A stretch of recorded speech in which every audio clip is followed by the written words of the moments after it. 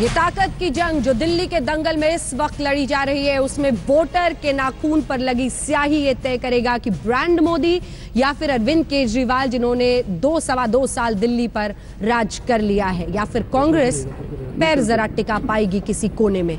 ये 6 तस्वीरें हम आपको दिखा रहे हैं, बुराड़ी से लेकर पांडव नगर, रोहिणी, द्वारका, यमुना विहार, तुगलकाबाद, तमाम जगहों पर मतदाता भारी तादाद में फिलहाल सुबह से पहुंच रहे हैं। लाइनें लंबी हैं, लेकिन इस बीच कितने प्रतिशत लोग आज निकलते हैं इस पर नजर रहेगी। अगर आप दिल्ली आसपास के इलाकों में रहते हैं जहां पर वोटिंग हो रही है एमसीडी के लिए, जरूर जाना चाहिए। लगभग 40,000 जवान अर्धसैनिक बल इस बार तैनात किए गए हैं, इससे आप अंदाजा लगा सकते हैं कितने बड़े पैमाने पर। और ये अब हम आपको दिखा रहे हैं मुख्यमंत्री अरविंद केजरीवाल पहली तस्वीर में सिविल लाइंस में अपना वोट डाला इन्होंने। मनीष सिसोदिया, कपिल मिश्रा मंत्री दिल्ली सरकार, और फिर नीचे की कतार में आपको बीजेपी के नेता। हाँ, बीच वाली तस्वीर के बारे में मैं सही कह रही हूँ, ये भी बीजेपी में है। अरविंदर सिंह लवली, जिन्होंने इस चुनाव के एंड पहले एक लंबी पारी कांग्रेस में खेलने के बाद पलट लिया है और अब ये पहुंच गए हैं बीजेपी में। डॉक्टर हर्षवर्धन एक वक्त पर बीजेपी के सबसे बड़े चेहरे के रूप में, और इधर विजेंद्र गुप्ता वोटिंग करने के बाद स्याही दिखाते हुए। शाम 4 बजे से लगातार आज तक पर आप सबसे बड़े एग्जिट पोल को देखेंगे, और उस एग्जिट पोल के नजरिए से हम आपको बताएंगे कि कौन एमसीडी में इस बार बाजी मारने वाला है। लेकिन इस बीच ये तस्वीरें दिल्ली की जनता के और एक एक करके तमाम नेताओं की भी तस्वीर हम आपको दिखा रहे हैं जिन्होंने वोट डाला है। 3 खास मेहमान, आलोक मेहता जी हमारे साथ हैं, नलिनी सिंह जी हमारे साथ हैं, और संजय कुमार जी हमारे साथ चुनाव विश्लेषक हैं। लेकिन इससे पहले आइए आपको सुना देते हैं सत्येंद्र जैन, जो कि मंत्री हैं, स्वास्थ्य मंत्री हैं दिल्ली सरकार में। उनसे हमारे सहयोगी ने वोट डालने के बाद बात की है, देखिए। आम आदमी पार्टी सरकार में मंत्री सत्येंद्र जैन अपनी विधानसभा में वोट डालने के लिए निकले हैं और उससे पहले मंदिर पहुंचे हैं। वोटों का आशीर्वाद मिलेगा, लगता है कि तीनों निगम में सरकार आनी चाहिए। देखिए, पहली बात तो मैं बता दूं, मंदिर जाने का इससे कोई संबंध नहीं, मैं रोज ही जाता हूँ। हाँ। तो इसका आपने, लेकिन जरूरी है कि जाना चाहिए मंदिर। हाँ, तो वोट का आशीर्वाद मिलेगा। डेली जाते हैं, आशीर्वाद तो भगवान का हमेशा चाहिए, बिना आशीर्वाद का बन ही नहीं सकते थे, हम तो आम आदमी हैं। हाँ। भगवान की कुछ चाह है, निमित्त है कि हम चाहते हैं हमारे से कुछ काम कराना चाहते हैं, ठीक है। देखिए, दिल्ली के अंदर इलेक्शन हो रहे हैं और हम पूरी तरह कॉन्फिडेंट है कि दिल्ली की जनता इस बारी, जो ये पिछले 10-15 साल से चल रहा है कि राज्य सरकार किसी और की और एमसीडी किसी और की, क्योंकि दिल्ली में राज्य सरकार के आधे काम एमसीडी के हैं और जनता को पता नहीं लग पाता गली किसने बनानी है, नालियाँ किसने बनानी है, सफाई किसने करनी है। तो इस बार मन बना लिया है, वो हमें भी मौका नहीं देना चाहते कि हम बहाने गए कि ये काम तो सफाई करने का काम एमसीडी का था, ये काउंसलर ने करना। कहते ये आप ही को वोट दे दिया ना, काउंसलर भी आप ही हैं, एमएलए भी आप, मंत्री भी आप, सरकार भी आपकी, अब आप लोग काम करो। कितनी सीटों का अनुमान तीनों एमसीडी में लगा रही है आम आदमी पार्टी? लगता है कि जीत होगी, क्योंकि जिस तरह से राजौरी का फैसला आया, जिस तरीके से उसके पहले पंजाब गोवा का फैसला आया, असर होगा? देखिए, पहली बात तो मुझे पंजाब और गोवा की बात आप ऐसे कर रहे हैं, वहाँ पे बीजेपी नहीं आ रही थी, हम हार गए, हारे तो वो थे। और देखिए, हमारी पार्टी छोटी पार्टी, पहली बारी पार्टी बनी है और पहली बार पहला चुनाव है एमसीडी का भी पहला चुनाव है, और पहले चुनाव में जनता कोशिश जरूर करेगी ट्राई करने के लिए। एल्बर्ट आइंस्टाइन ने कहा था कि किसी गलत काम को बार बार करने से वो ठीक नहीं होता, बार बार बीजेपी और कांग्रेस को लाने से वो ठीक नहीं हो जाएगा। एमसीडी की हालत देखिए, करप्शन देखिएगा, एक लेंटर पे 2-2 लाख रुपए लेते हैं। किसी से पूछ ले, दिल्ली में किसी आदमी ने अगर अपना घर बनाया हो बिना रिश्वत के। तो सत्येंद्र जैन सरकार की तरफ से अपनी बात कहते हुए, दूसरी तरफ मीनाक्षी लेखी को आपने देखा, सांसद है नई दिल्ली सीट से ये बीजेपी की, वो भी वोट डालने के लिए पहुंची हैं। डॉक्टर हर्षवर्धन पहुंचे हैं, विजेंद्र गुप्ता पहुंचे हैं, इन सब ने वोट डाल दिया है। लेकिन तस्वीरें आज दिलचस्प आई मनोज तिवारी की। हालांकि हर पार्टी के ही नेता आज जरूर मंदिर जाते हैं, पूजा करते हैं, लेकिन वो तस्वीरें दिलचस्प क्योंकि पूजा पाठ करते हुए मनोज तिवारी नजर आए। फिर लंबी चर्चा में आज तक से उन्होंने ये साफ कहा है कि इस बार जनता इनका साथ देगी, क्योंकि जो झगड़ा आम आदमी पार्टी और एमसीडी के बीच में चला, उसमें एमसीडी के कर्मचारियों को टारगेट किया अरविंद केजरीवाल ने, जिसकी वजह से काम में बाधा आई। लेकिन ये भी एक सवाल है कि बीजेपी ये हिम्मत ही नहीं जुटा पाई कि जो लोग पिछली बार थे उनमें से किसी एक को भी फिर से टिकट दिया जाए, क्योंकि उन्हें भी एहसास था कि भ्रष्टाचार का आरोप इतना हावी है एमसीडी पर। जिसको लेकर एक छवि को लेकर एक बहुत बड़ी जंग बीजेपी को एमसीडी के लड़नी पड़ रही है। इसी बीच आइए आपको सीधे लिए चलते हैं। तमाम सहयोगी हमारे अलग अलग जगहों से हमारे साथ हैं। राजौरी गार्डन से हमारे साथ रोशनी बनी हुई है, विवेक शुक्ला हमारे साथ हैं, हमारे साथ कपिल भी लगातार मौजूद है। कपिल, मैं आपके पास आना चाहती हूँ। ईस्ट निजामुद्दीन से शीला दीक्षित को वोट डालना चाहता। हम लोग यहाँ पर अभी यही बात कर रहे थे कि लगता है कांग्रेस पार्टी जैसे गायब है, उस पर वो बातचीत भी हम नहीं ज्यादा कर पा रहे हैं। लेकिन कपिल के पास जा सके इससे पहले रोशनी हमारे साथ जुड़ गई है। रोशनी, आपसे मेरा ये सवाल, और भी तमाम सहयोगी हमारे साथ जुड़ रहे हैं। रोशनी, कुछ लोगों से आपने बातचीत की थी, मुद्दे क्या महत्वपूर्ण हैं और क्या जिस एंटी इनकम्बेंसी को डर कर बीजेपी ने इस बार टिकट नहीं दिया पिछली बार के उम्मीदवारों को, ये सब मायने रखता है उनके लिए? यूपी, ऐसे चुनावी मुद्दे क्या उनके दिमाग में हैं ये वोट डालने से पहले?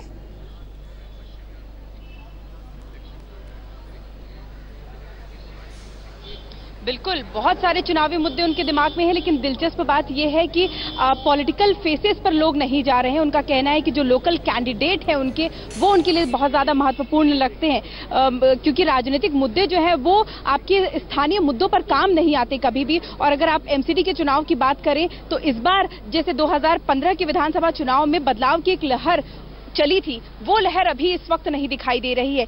इस समय लोग बहुत ज्यादा पशुपेश में है कि आखिर वो किसे चुनना चाहते हैं। एक चीज और समझ में आ रही है कि जो भी यहाँ पर वोट डालने आ रहा है वो सीधे तौर पर कह रहा है, भाई हमारे इलाके की जो साफ सफाई है, सड़कें हैं, पार्किंग है, वो हमारे लिए प्राथमिकता है और उसी के मुद्दे पर हम जाकर वोट देंगे। तो अब समझना मुश्किल है, क्योंकि जो पहले यहाँ पर पार्षद रह चुके हैं अलग अलग जगहों पर, ज्यादातर जो वार्ड हैं वो तो बीजेपी के खाते में रहे हैं। तो ऐसे में क्या एंटी इनकम्बेंसी बीजेपी की जो पिछले 10 सालों से लगातार एमसीडी में बने हुए थे वो देखने को मिलेगी, या फिर आम आदमी पार्टी करिश्मा दोहरा पाएगी, या कांग्रेस एक बार फिर से रिवाइव करेगी? ये सवाल अभी भी कायम है। तकरीबन 5:30 के बाद जब टर्नआउट आएगा उससे थोड़ा बहुत अंदाजा होगा कि आखिर दिल्ली की जनता चाहती क्या है। बिल्कुल, और कम से कम दिल्ली के चुनाव जो पिछली बार हुए थे उसके बाद भी अंदाजा लगाना मुश्किल था। रोशनी, हमारे साथ स्वाति भी हमारी सहयोगी जुड़ गई हैं। स्वाति, आपके पास मैं आऊं उससे पहले जरा, चूंकि लगातार आम आदमी पार्टी के नेताओं की बातचीत हम सुना रहे हैं, आइए आपको सुनाते हैं। रमेश बिदूड़ी से हमारे सहयोगी ने बात की है, तंसीम हैदर ने, सुनिए वो क्या कह रहे हैं। एमसीडी के चुनाव में मतदान शुरू हो चुका है। हमारे साथ मौजूद हैं रमेश बिदूड़ी साहब, जो तुगलकाबाद गांव में अपना वोट डालने आए हैं, सांसद हैं। इनसे जानते हैं किन मुद्दों पर चुनाव हो रहा है। सर देखो, मुद्दों पर चुनाव हो रहा है दिल्ली के लोगों के हक के लिए, अधिकार के लिए। पिछले 2 साल में एमसीडी का जो 9,000 करोड़ रुपया था, केजरीवाल ने दिया नहीं, केवल 280 करोड़ रुपया दिया, जिसके कारण गरीब विधवाओं की पेंशन रुक गई, बुजुर्गों की पेंशन रुक गई, सफाई कर्मचारियों की सैलरी नहीं मिल पाई थी। उसके कारण से मोदी साहब ने निर्णय इसलिए लिया केंद्र सरकार ने कि ये कहता देखो अगर डाक पैसा केंद्र दे देती तो ये कहता देखो मुझे पैसा नहीं दे रही, मैं कौन सा चोर हूं, ये शब्द बोलता केजरीवाल। उसके बाद अब नई एमसीडी बनने के बाद हम लोकसभा में अमेंडमेंट लेकर आएंगे, कानून लेकर आएंगे कि एमसीडी का पैसा डाक केंद्र दे दे और जिससे दिल्ली का विकास हो। और दिल्ली की जो हालत 2 साल में केजरीवाल साहब ने की है, सीवेज का, पानी का, स्कूल एक नहीं बनाया, कॉलेज एक नहीं खोला, फ्री वाईफाई उसने दिल्ली में कहां दिया है, ये दिल्ली की जनता समझ गई है। और उनकी जमानत जब्त हुई है राजौरी में 10 दिन पहले जो बाई इलेक्शन हुए हैं, उनको दर्पण दिखा दिया दिल्ली की सम्मानित जनता ने।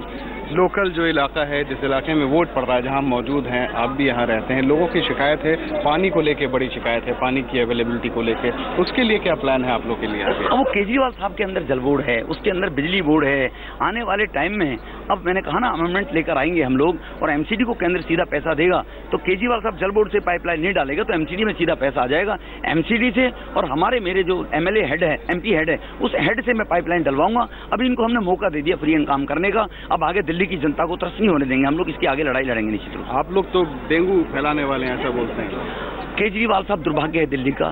दिल्ली की जनता उनके बच्चों को बददुआएं दे रहे हैं और कह रहे हैं चिकनगुनिया फैलेगा, डेंगू फैलेगा। ये उनकी फ्रस्ट्रेशन बोल रही है, बौखलाहट बोल रही है। और वो कह रहे हैं मैं अपने अस्पतालों में इलाज तो फ्री करा दूंगा। वो किसी की बपौती अस्पताल नहीं। केजरीवाल साहब, आपको उन अस्पतालों की देखरेख के लिए मुख्यमंत्री बनाया था, जनता की सेवा के लिए बनाया था। वो एग्रीमेंट करके तुम्हें बेच दी थी दिल्ली की जनता ने अस्पताल, वो तुम्हारे बापू की अस्पताल नहीं है। I am sorry. तो इसीलिए वो इस प्रकार की जो धमकी दे रहे हैं वो उनकी फ्रस्ट्रेशन बोल रही है केजरीवाल साहब की। आखिरी सवाल, आप मतदाताओं से क्या अपील करना चाहते हैं? मैं मतदाताओं से ये अपील करूंगा जो राष्ट्र के हित के लिए मोदी साहब ने गरीब, वंचित, पीड़ित, उपेक्षित, ऐसा वर्ग था जिसकी 70 साल में आजादी में 60 साल तक कांग्रेस उपेक्षा करती रही, उनके हक और अधिकारों की योजनाएं मोदी साहब ने बनाई है और राष्ट्र का सम्मान जो दुनिया में बढ़ा है उसको देखते हुए आगे योजनाओं को एमसीडी में, पूरे देश ने एमसीडी में बीजेपी को जिताया है। दिल्ली भी उसमें आंगनी रहकर भाजपा को जिताएगी तो और दिल्ली का विकास होगा, राष्ट्र का सम्मान होगा और दिल्ली के उस वंचित व्यक्ति को हमारे प्रदेश अध्यक्ष ने संकल्प पत्र जारी किया है कि हर गरीब आदमी को 10 रुपए में भरपेट थाली मिलेगी, भोजन मिलेगा। ये उन्होंने कहा है।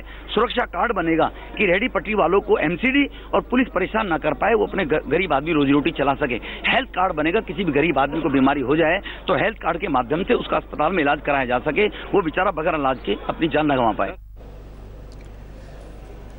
तो जब भी बीजेपी वर्सेस आम आदमी पार्टी आप दिल्ली में देखते हैं तो उस झगड़े का जिक्र जरूर होता है जिसमें वो आरोप लगाते हैं कि आपने एमसीडी का पैसा रोक दिया, वो कहते हैं कि एमसीडी में भ्रष्टाचार है और ये पूरी कहानी यहां पर चलती है। संजय जी, आपसे शुरुआत करते हुए ये जो झगड़ा है इसको जनता कैसे देखती है, क्या समझकर वोट आंकेगी?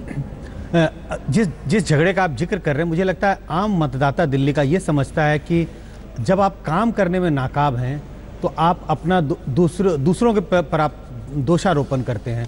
तो लगभग इस तरह का एक माहौल बनता जा रहा है।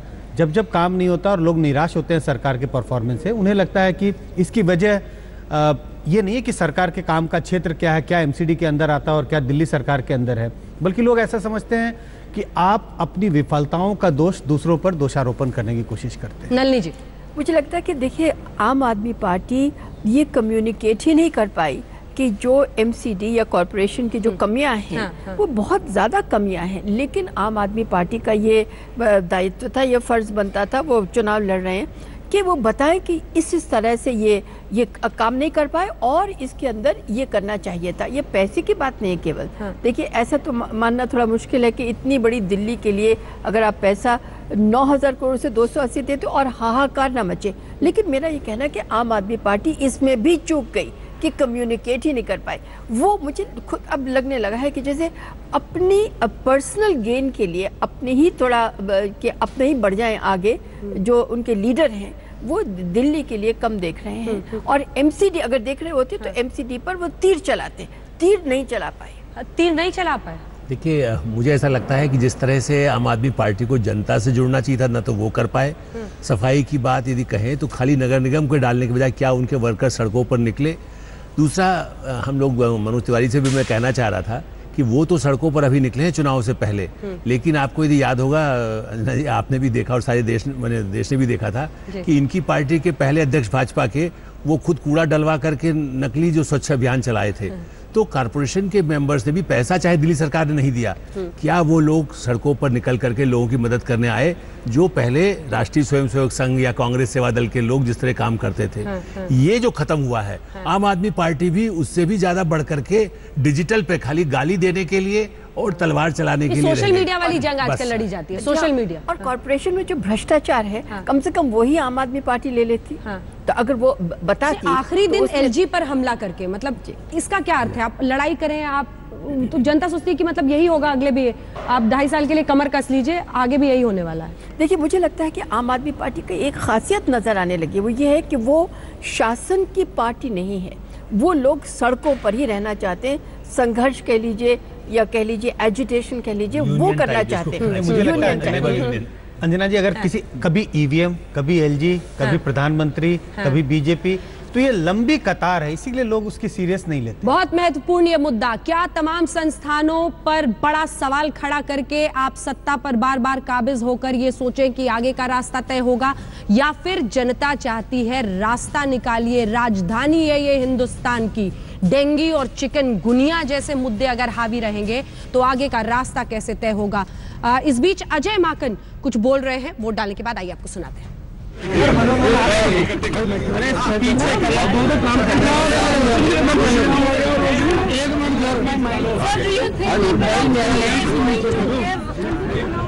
is going to give I think people should vote for sensible governance, and people are going to vote for sensible governance. Looking at the track record of the Congress party of giving sensible and good governance in Delhi, people are going to vote for Congress for governance. Till yesterday even, we have seen both Kejriwal and the BJP entering into a verbal duel, the same way as it has been going on since last 3 years. So if people want another bout of between the BJP and Kejriwal, they should vote for either of them. But if people want sensible governance, I think they should vote for the Congress party. And the BJP-ruled municipal corporations have caused enough damage now, which is now for which we need to rectify and give good governance in Delhi, for which Congress party is the only. पत्रकार टूट पड़े इस सवाल पर कि आपकी party के बड़े बड़े नेता, जाहिर तौर पर इशारा अरविंदर सिंह लवली की तरफ है, लेकिन इन सब से किनारा करते हुए बीजेपी पर निशाना साध रहे हैं अजय माकन की वहां पर इन फाइटिंग है, लेकिन उन्हें भी एहसास है कि अंदर कांग्रेस में क्या से क्या हो गया।